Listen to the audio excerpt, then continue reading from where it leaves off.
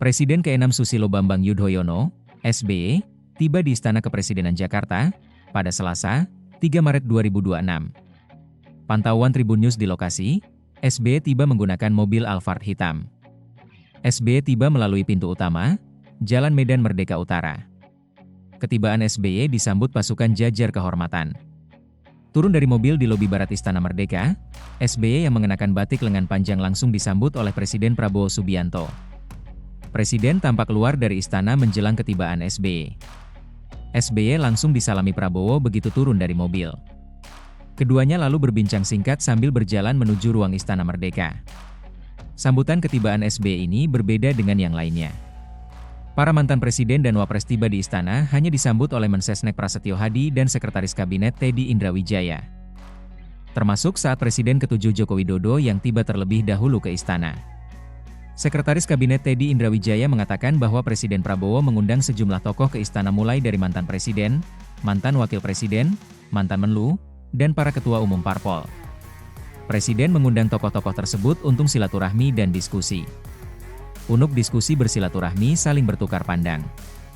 Presiden ingin bertukar pandang dengan tokoh tersebut, pungkas Teddy.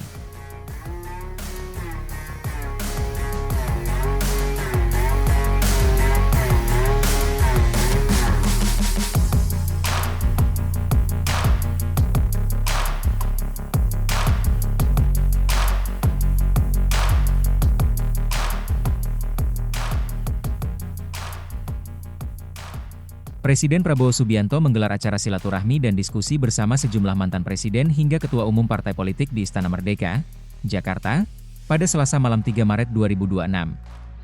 Pertemuan yang berlangsung selama hampir 4 jam itu menjadi forum dialog strategis guna membahas perkembangan geopolitik global, khususnya eskalasi konflik di Timur Tengah.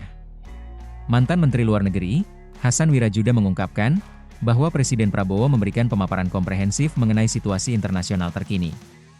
Ia juga menambahkan bahwa diskusi turut menyoroti melemahnya efektivitas tatanan global.